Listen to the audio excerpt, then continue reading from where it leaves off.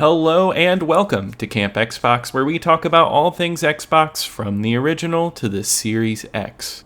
On today's agenda is a review of Brothers in Arms Road to Hill 30, released on March 1st, 2005 on the Xbox and later on that month for the PC and PS2. All footage today was captured on the original Xbox, and it is not backwards compatible on any of the modern Xbox consoles. It was developed by Gearbox Software and published by Ubisoft.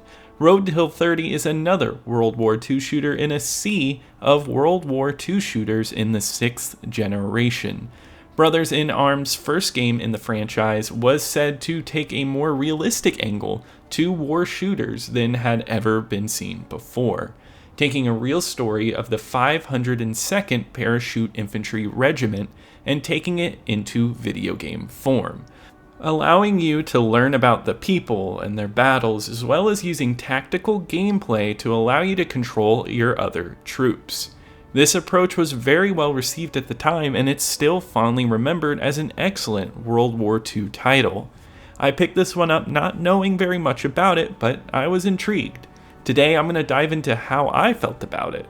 If you enjoy this video along the way, be sure to like and subscribe to see more original Xbox reviews just like this one. Brothers in Arms Road to Hill 30 is set in World War II. You play as Sergeant Matt Baker, who has dropped into France right before the Normandy invasion. Taking place over 8 days, you witness the true story of the 502nd and their fight across the French countryside, taking out Nazis along the way. On the Xbox and other consoles, you would see many World War II shooters on the market. From Call of Duty to Medal of Honor, all of them tried to display World War II's many battles. But what I found that Brothers in Arms did better was that it used characters. It can all be derived from its title. In essence, this is about your troop. You aren't a one-man army. You control your teammates, and their deaths mean something to you. This game could set up a tactical first-person shooter where you just send in troops to die with randomly generated names thrown on them.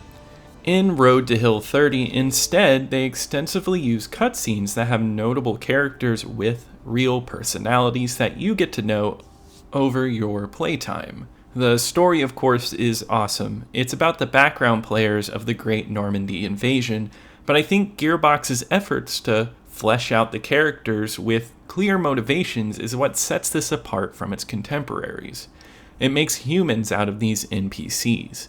I honestly laughed at the quips they delivered, and I think moving with them through the game's missions was entertaining. It does a good job of showing the tragedy of war, and you actually feel something in its finale.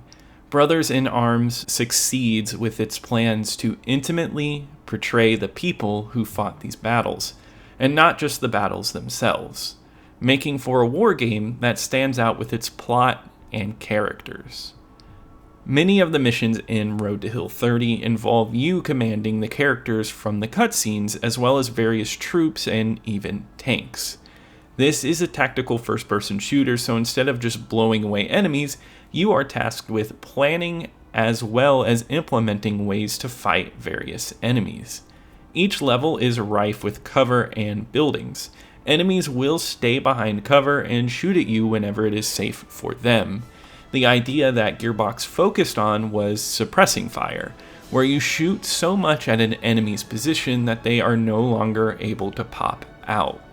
Using intuitive button presses, you are able to point out each squad where they should go and how they should assault. The idea is that you suppress enough that you or your troops will be able to swoop in and get the kills. It's a simple press of triggers, and swapping between troops is an easy click of the white button. Going in, I expected as I gained more people to command, the difficulty of management between them would be daunting. But the developers did an excellent job making sure it's as simple as possible to send everyone where they need to go. I loved being able to pause the game at any time to see an overhead view of the battleground to decide what my plan was. It's excellent and intuitive. It's one of the best uses of a tactical shooter system on the Xbox. I sometimes am skeptical when it comes to tactical systems, and the game is difficult enough to warrant use of it. After many tries of running and gunning, I realized that this game does a good job of implementing ways for you not to try running and gunning. One of the most recognizable parts of the game is its aiming. Aiming with your gun in this game is not perfect. Guns shoot wildly and they sway all around. You will notice in fights that even if you are aimed directly on them, you might not hit. This is part of the design of the game though. Gearbox wanted to simulate the fear and pace of battle. You might not be able to have the amount of time to perfectly line up your shot, or you might be too shaky.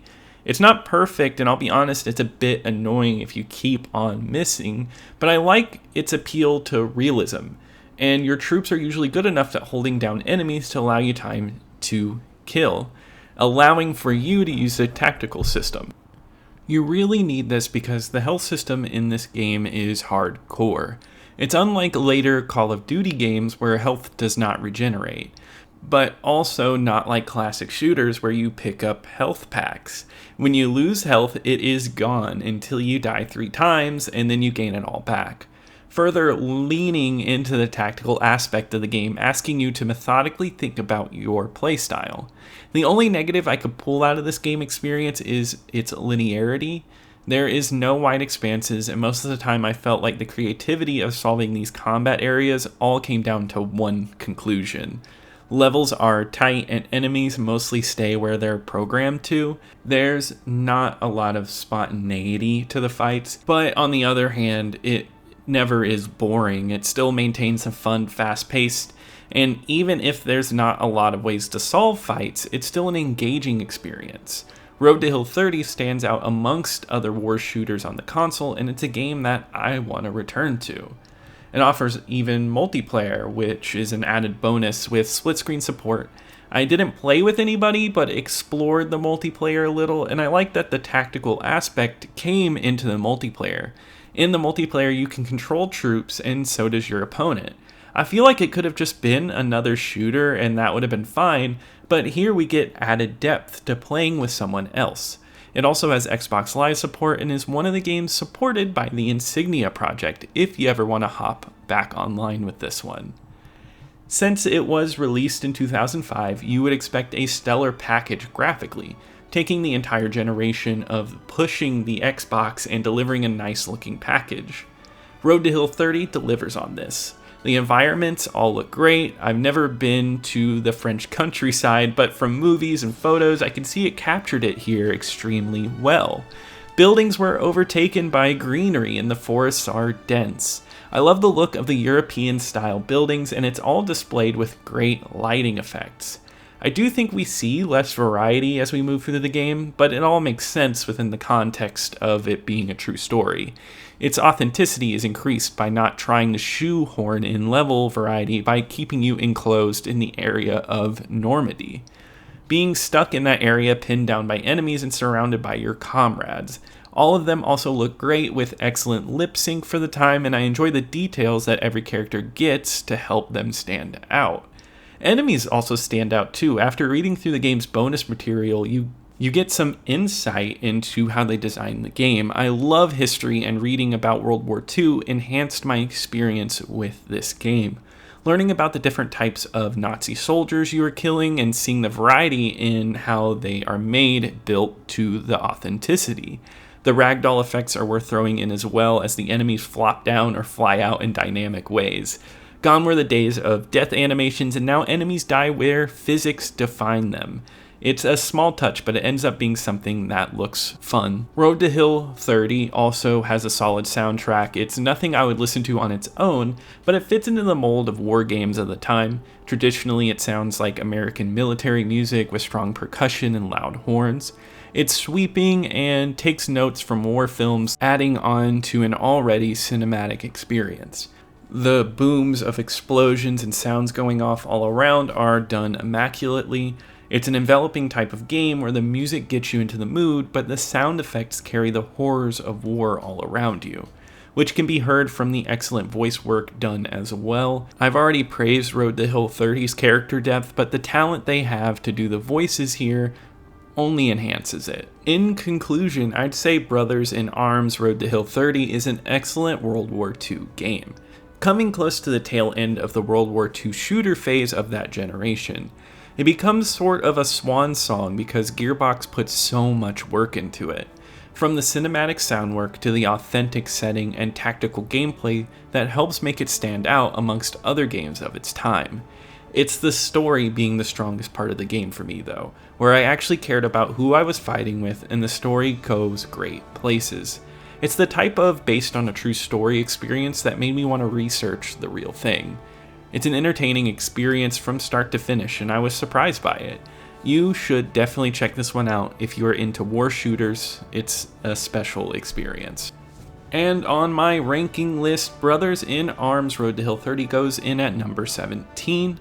Mortal Kombat Deception goes above it because I think Mortal Kombat Deception is a lot more replayable, but I put Brothers in Arms over Tony Hawk Pro Skater 3 because I really appreciated Brother in Arms' story, and I think that's something that's going to stick with me.